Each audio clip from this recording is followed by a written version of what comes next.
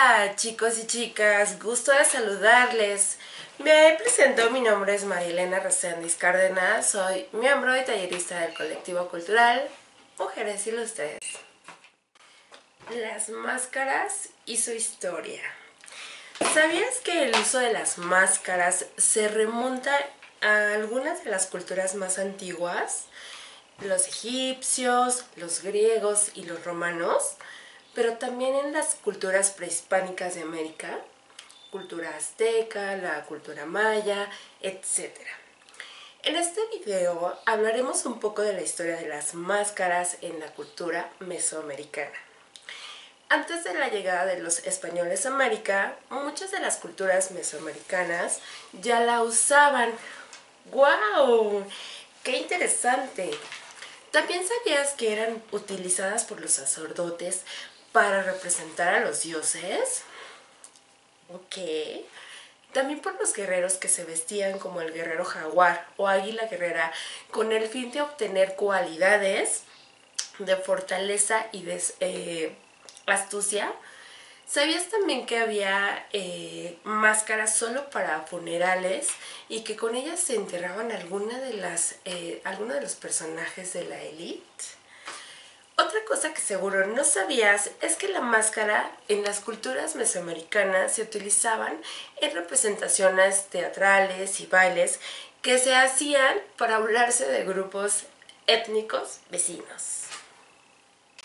Después de la llegada de los españoles, cuando los españoles llegaron y conquistaron los territorios de América y con ellos diferentes culturas, prohibieron la religión prehispánica, que era adorar a muchos dioses para poder solamente adorar a uno.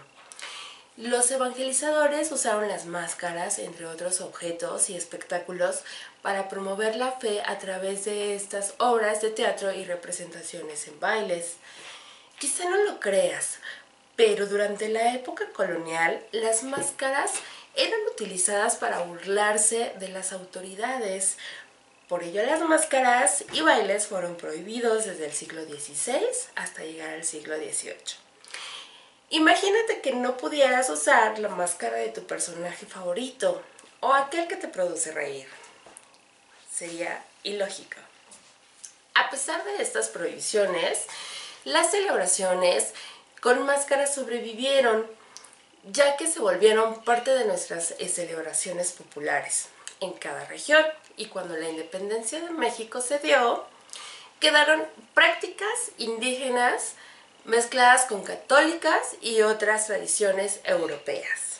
Surgieron nuevas danzas, máscaras, juegos y objetos por esa influencia, que con el tiempo se fueron convirtiendo en objetos o espectáculos típicos de nuestra cultura y de sus celebraciones.